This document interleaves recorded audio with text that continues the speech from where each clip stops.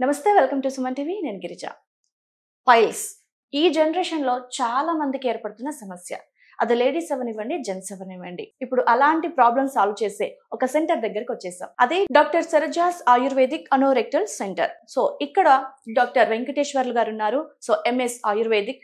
So ayurvedic పరంగా ఎలాంటి treatment ఉంది అనే విషయాల్ని సార్ తో మాట్లాడి తెలుసుకుందాం. నమస్కారం సార్. నమస్తే అండి. సార్, అసలు ఈ ఫిషర్ అనే సమస్య ప్రెసెంట్ జనరేషన్ లో చాలా మంది దగ్గర వింటున్నాం.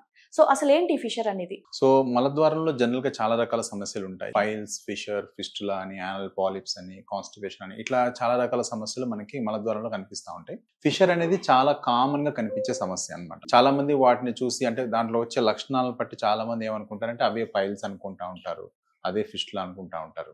కాకపోతే ఏంటంటే మనకు ఒక 100 మంది పేషెంట్స్ వచ్చినప్పుడు ఏంటంటే 90 మంది ఈ కంప్లైంట్స్ చెప్పినప్పుడు ఆల్మోస్ట్ మనకి 70 నుంచి 80 వరకు ఫిషర్సే ఉంటాయి ఎక్కువ.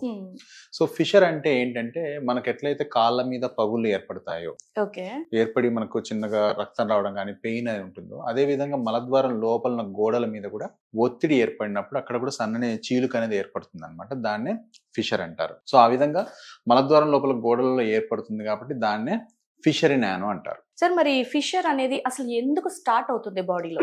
సో జనరల్ గా మలద్వారం లోపల ప్రెషర్ ఏర్పడుతుంది అంటే ఎందుకు ఏర్పడుతుంది? మనకి కాన్స్టిపేషన్, మోషన్ అనేది బాగా హార్డ్ గా రావడం, రాళ్ళలాగా రావడం. సో అలా రాళ్ళలాగా వచ్చినప్పుడు ఏమవుతుందంటే మలద్వారం లోపల గోడల మీద ఒత్తిడి ఏర్పడినప్పుడు ఆ కట్ అనేది జరుగుతుంది అనమాట. సో ఎందుకు ఏర్పడుతుందంటే జనరల్ గా మనం తీసుకునే ఆహార పదార్థాల్లో నాన్ వెజ్ ఎక్కువగా ఉండడము, ప్రోటీన్ కంటెంట్ ఎక్కువగా ఉండడము, వాటర్ కంటెంట్స్ తక్కువగా ఉండడము, ఫైబర్ కంటెంట్ తక్కువగా ఉండడము, వాటర్ సరిగా తాగకపోవడము, కంటిన్యూస్ సిట్టింగ్. ఓకే, సో వీటి వల్ల ఏమవుతుందంటే వాళ్ళకి డిహైడ్రేషన్ ఉంటుంది అనమాట. సో మోషన్ లో వాటర్ కంటెంట్ బాగా తగ్గినప్పుడు ఏమవుతుందంటే మనకు ఆటోమేటిక్ గా స్టూల్ అనేది చాలా హార్డ్ అవుతుంది. స్టూల్ హార్డ్ అయినప్పుడు పేషెంట్ ఏం చేస్తారంటే దాన్ని బయటకు తీయడానికి ఎక్కువగా స్ట్రెయిన్ చేస్తారు గట్టిగా. అప్పుడు ఏమవుతుందంటే ఈ హార్డ్ స్టూల్ బయటకు వచ్చేటప్పుడు ఈ మలద్వారం లోపల గోడల మీద ఒత్తిడి ఏర్పాటు చేసి అక్కడ పగిలేటట్టు చేస్తుంది. దాన్నే మనము ఫిషర్ అంటారు. ఆయుర్వేదికులు అయితేనేమో పరికర్తగా అంటారు. ఇవే కాకుండా ప్రెగ్నెన్సీ, మామూలుగా ఆడవాళ్ళలో ఆఫ్టర్ ప్రెగ్నెన్సీ కూడా చాలా కామన్. ఇది జనరల్ గా ప్రెగ్నెన్సీలో కొన్ని రకాలైన ఐరన్ టాబ్లెట్స్ వల్ల కానీ, కాల్షియం టాబ్లెట్స్ వల్ల కానీ, లేదు బేబీ యొక్క ప్రెషర్ వల్ల కానీ ఏమవుతుందంటే ఈ మలద్వారం మీద కొంచెం ఒత్తిడి ఏర్పడి ఈ పేషెంట్స్ కూడా మనకి ఈ పోస్ట్ ప్రెగ్నెన్సీ కూడా ఈ ఫిషర్స్ అనేది కామన్ సమస్యగా కనిపిస్తూ ఉంటుంది. సార్, మరి ఈ ఫిషర్ అనేది అంటే మనకు ఏ విధంగా తెలుసుకోవచ్చు? అంటే ఇప్పుడు ఒక పర్సన్ కి వచ్చింది అని అంటే మనం అది తొందరగా గ్రహించడం కొంచెం కష్టం అవుతుంది.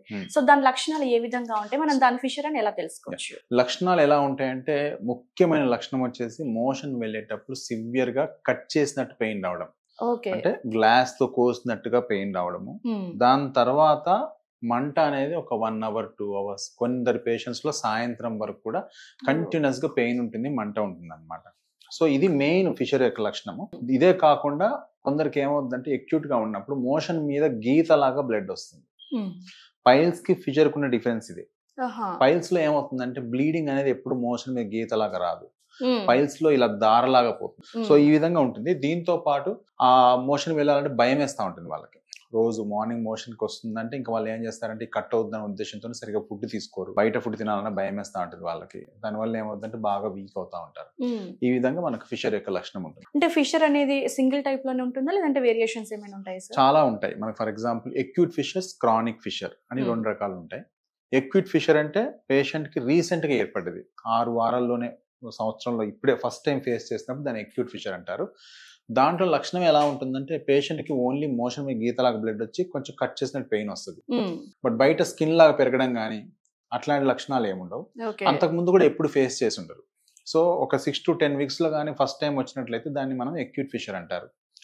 దాంట్లో మెయిన్ లక్షణం వచ్చేసి పెయిన్ ఉంటుంది, కొంచెం మంట ఉంటుంది, లైట్ గా బ్లడ్ వస్తూ ఉంటుంది. బట్ క్రానిక్ కండిషన్ అంటే పేషెంట్ కి ఎప్పుడైతే 6 to 8 weeks దాటిందో, ఆల్రెడీ మందులు వాడిన తర్వాత కూడా పేషెంట్ కి ఈ ప్రాబ్లం కంటిన్యూ అవుతుందో, అండ్ మోషన్ దగ్గర ఉన్న కండరాలు, మలద్వారం దగ్గర ఉన్న కండరాలు ఏవైతే బాగా టైట్ గా పట్టేసి అసలు మోషన్ వెళ్ళాలంటే కూడా చాలా భయం వేస్తుందో, బయట చిన్న స్కిన్ లాగా పెరిగి ఉంటుందో, దాన్నే సెంటినల్ పైల్ అంటారు. అలా ఉంటుందో దాన్ని క్రానిక్ ఫిషర్ అంటారు. సో అట్లా మనకి ఫిషర్స్ అనేవి 2 రకాలుగా ఉంటాయి. ఈ క్రానిక్ ఫిషర్స్ ఎక్కువ రోజులు ఉన్నప్పుడు ఏమవుతుందంటే ఈ మోషన్ యొక్క మార్గం యొక్క కండరాలు బాగా టైట్ గా ఉండడం వలన ఆ పుండు మానక లోపల దాంట్లో మోషన్ ఉండిపోయి ఇన్ఫెక్షన్ వచ్చి బయట చిన్న ఫిస్ట్లా లాగా అట్లా అయ్యే అవకాశం ఉంటుంది. Okay sir. అయితే ఇప్పుడు ఇక్కడికి వచ్చే వాళ్ళలో ఎక్కువగా ఈ ప్రాబ్లం అంటే మేల్స్ లో చూసారా, ఫీమేల్స్ లో చూసారా సార్? సో జనరల్ గా ఇద్దరిలో కనిపిస్తూ ఉంటుంది, మేల్ అండ్ ఫీమేల్ లో ఎక్కువ కనిపిస్తూ ఉంటుంది. సో జనరల్ గా ప్రెగ్నెన్సీ తర్వాత మనకి ఎక్కువ ఫీమేల్ పేషెంట్స్ లో మనకి ఆటోమేటిక్ గా కనిపిస్తూ ఉంటుంది. అయితే మేము చూసింది ఏంటంటే ఫీమేల్ మేల్ కంటే కూడా మేల్ పేషెంట్స్ లో చాలా కామన్ అనమాట ఈ కంప్లైంట్. ఫీమేల్ ఫర్ ఎగ్జాంపుల్ ఒక 60-40% తీసుకో, 60% మేల్ ఉంటే 40% ఫీమేల్ అట్లా ఉంటారు. ఫీమేల్ లో వచ్చినా కానీ మాక్సిమం వాళ్ళకి ఎక్కడ వస్తుందంటే మనకి వెజైనా కింద భాగంలో, అంటే యానస్ కి పైన వెజైనా కింద భాగంలో వస్తుంది, అంటే టువర్డ్స్ ద వెజైనా సైడ్ వస్తుంది, యాంటీరియర్ అంటారు. అదే మేల్ లో అయితేనేమో ఎక్కువ శాతం మేము పోస్టీరియర్ చూస్తాం, కింద వైపున చూస్తాం. అయితే ఆయుర్వేదిక్ పరంగా చూసుకుంటే కనుక ఈ ఫిషర్ కి ఎలాంటి ట్రీట్మెంట్ ఇస్తారు? సో జనరల్ గా ఏంటంటే ఫిషర్ అసలు ఎందుకు మానదు అని మనం చూసినప్పుడు ఏమవుతుందంటే ఎక్యూట్ ఫిషర్ లో మనకి ఎప్పుడైతే పేషెంట్ కి ఒక రీసెంట్ గా ఏర్పడిందో దాంట్లో మనం జనరల్ గా కొన్ని ఆయుర్వేదిక్ మందులు ఇస్తాము, టాబ్లెట్స్ ఇస్తాము, కొన్ని రకాల మెడికేటెడ్ ఆయిల్స్ ఉంటాయి యానస్ లో పెట్టుకోవడానికి, అండ్ హాట్ వాటర్ లో కూర్చుందానికి కొన్ని రకాల లిక్విడ్స్ ఇస్తాం. అలా చేసినప్పుడు జనరల్ గా తగ్గిపోతుంది, ఇబ్బంది ఏమి ఉండదు. ఎందుకంటే లైఫ్ లో ఒక్కసారైనా ఎవరైనా ఒకరు ఫిషర్ ఫేస్ చేస్తారు, చేయకుండా అయితే కంపల్సరీ ఉండరు. ఎందుకంటే స్టూల్ అనేది హార్డ్ లేకుండా ఎప్పుడు మనం చూసుకోలేం. బయట ఫుడ్ తినడం వలన, సరిగ్గా తినకపోవడం వలన, దానివల్ల ఎప్పుడు ఒకసారి స్టూల్ హార్డ్ అవుతుంది, చిన్న కట్ లాంటిది ఏర్పడుతుంది ఎవరికైనా. బట్ దానికి మనం మెడికేషన్స్ వాడుకొని కొన్ని రకాల ఫుడ్ హ్యాబిట్స్ చేంజ్ చేసుకుంటే సరిపోతుంది. బట్ ఎప్పుడైతే మనకు క్రానిక్ కండిషన్ ఉంటుందో, హోల్ టైట్ అయిపోయి మోషన్ వచ్చే మార్గం బాగా టైట్ గా అయిపోతుందో, అక్కడ స్కిన్ ట్యాగ్ పెడుతుందో వాళ్ళకి మనకి ట్రీట్మెంట్ అవసరం పడుతుంది అనమాట. ఆయుర్వేదిక్ లో ఏముంటుందంటే మనకి అగ్నికర్మ అని ఒక ప్రొసీజర్ ఉంటుంది. ఇప్పుడు మనం దాన్ని అగ్నికర్మను మనం లేజర్ ద్వారా యూజ్ చేసి మనం చేస్తూ ఉంటాం. మోషన్ దగ్గర ఉన్న కండరాలు టైట్ గా ఉండడం వల్లనే ఫిషర్ అనేది హీల్ అవ్వదు. సో మనం ఎట్లా చేస్తామంటే ప్రొసీజర్ ఒక చిన్న ఎనస్థీషియా ఇస్తాం, ఆడి వరకు లోకల్ ఎనస్థీషియా అంటారు.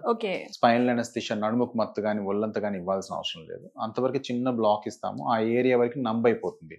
పేషెంట్ కి పెయిన్ అంటే ఏమీ తెలియదు చేసేటప్పుడు. లేజర్ ఇన్సర్ట్ చేసి మోషన్ వచ్చే మార్గం ఉన్న కండరాలను కొంచెం రిలాక్స్ చేసి ఆ బయట ఉన్న ట్యాగ్ రిమూవ్ చేస్తాం. ఆటోమేటిక్గా పేషెంట్కి ఏంటంటే తెల్లారి నుంచి మోషన్ వెళ్ళేటప్పుడు చాలా ఫ్రీనెస్ ఉంటుంది. ఒక 3 weeks లో టోటల్ గా హీల్ అయిపోతుంది, పేషెంట్ కి మళ్ళీ ఇబ్బంది లేకుండా ఉంటుంది అనమాట. అండ్ మోషన్ కొంచెం మార్గం ఉన్న కండరాలు కొంచెం రిలాక్స్ అవుతాయి కాబట్టి ఆటోమేటిక్ గా ఎప్పటికి కూడా పేషెంట్ కి ఫిషర్ కంప్లీట్ అనేది మళ్ళీ ఉండదు. అడ్వాంటేజ్ ఏంటంటే పేషెంట్ ప్రొసీజర్ చేసుకున్న తర్వాత వెంటనే వెళ్ళిపోవచ్చు, బెడ్ రెస్ట్ అట్లాంటిది అవసరం లేదు, సింప్లిఫై చేసి చేయొచ్చు, అండ్ ఈజీగా అయిపోతుంది, పేషెంట్ కి మళ్ళీ రికరెన్స్ అనేది ఉండదు. Okay sir. అయితే మనం రెగ్యులర్ గా చూసుకుంటే కనుక ఎవరైనా ఇంగ్లీష్ మెడిసిన్ కి ఎక్కువగా అట్రాక్ట్ అయిపోయారు, మనకు తొందరగా రిజల్ట్ ఉంటుంది అనే ఉద్దేశంతో. సో మరి ఇంగ్లీష్ మెడిసిన్ వాడే వాళ్ళకి, ఆయుర్వేదిక్ మెడిసిన్ వాడే వాళ్ళకి మనకి ఏది బెటర్ చాయిస్? సో జనరల్ గా ఎట్లా అంటే ఓన్లీ ప్రొసీజర్ చేయడం ఒకటే కాదు, లోపల ఏంటంటే కొన్ని రకాల ఆయుర్వేదిక్ మెడికేటెడ్ ఆయిల్స్ ఉంటాయి, మాత్రావస్థి అంటారు. అది ఇవ్వడం వల్ల ఏమవుతుందంటే పేషెంట్కి మోషన్ లోపల ఉన్నటువంటి ఏదైతే కండరాలు ఉంటాయో అవి బాగా రిలాక్స్గా అవుతాయి, దాంతోపాటు ఏంటంటే లూబ్రికేషన్ ఎక్కువగా ఉంటుంది, సో ఫిషర్ అనేది హీల్ అవుతుంది అనమాట. అండ్ ఆయుర్వేదిక్ మెడిసిన్స్ ఎట్లా ఉంటాయంటే ఓన్లీ ఫిషర్ని ట్రీట్ చేయడమే కాకుండా మీకు కాన్స్టిపేషన్ని తక్కువ చేయడానికి, అంటే కాజిటివ్ ఫ్యాక్టర్ ఏదైతే ఉందో, రీజన్ ఏదైతే ఉందో దాన్ని తక్కువ చేయడానికి కూడా కొన్ని రకాల ఆయుర్వేదిక్ మందులు ఉంటాయి. ఓకే, సో అవి ఇవ్వడం వల్ల ఏంటంటే పేషెంట్ కి రికరెన్స్ అనేది లేకుండా మనం చేయొచ్చు. ఓన్లీ సర్జరీ చేసామా వదిలేసామని కాకుండా పోస్ట్ ఆపరేటివ్ కేర్ అనేది మనకి ఆయుర్వేదిక్ లో చాలా ఎక్కువగా ఉంటుంది. Okay sir. అయితే ఆయుర్వేదిక్ ట్రీట్మెంట్ త్రూ మనకి అంటే పర్మనెంట్ సొల్యూషన్ దొరుకుతుంది అనుకోవచ్చు అంటారా? ఎస్, 100%. ఓకే సార్, చాలా ఇన్ఫర్మేషన్, చాలా అంటే ప్రెసెంట్ ఉన్న సిచ్యువేషన్ లో చాలా మందికి ఇది నీడ్ అనమాట. సో ఆయుర్వేదిక్ పరంగా ఎలా ఉంటుంది ట్రీట్మెంట్ అనే విషయాన్ని చాలా చక్కగా తెలియజేశారు సార్. Thank you.